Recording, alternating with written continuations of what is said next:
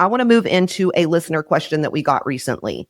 It says, I've been running my salon with 1099s for years, and I honestly did not know that it was illegal. I am panicking just a little bit. Where do I even start without losing my entire team or making things worse? Here's the thing. The first step is owning it. Awareness is always powerful. You didn't know, but you do now. And now you get to lead differently. You get to do things differently. Start by getting the facts. Do not rely on social media threads or secondhand advice. I want to say that. We said it earlier, but I want to say it again. Contact the IRS, reach out to your Department of Labor, work with a tax pro who understands our industry, even talk to a business coach that can assure you that they know the laws and the rules. Like we said earlier, you don't have to fix it all overnight, but you do have to start building that structure that's legal, ethical, and scalable.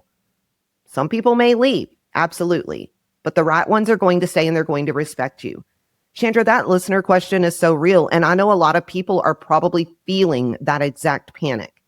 If someone is feeling overwhelmed about transitioning their team legally, where do you recommend they start emotionally?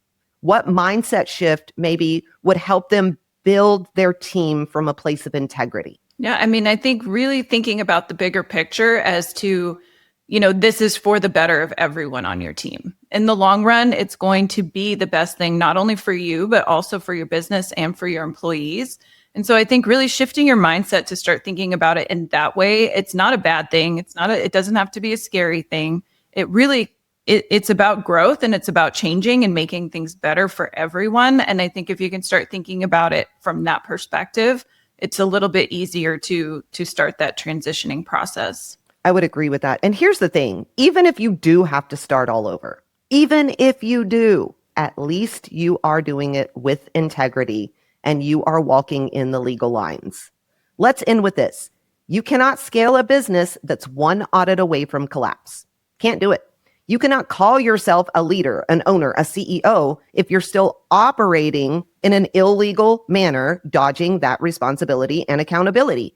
And you are never going to be able to build a thriving, empowered team on a broken foundation.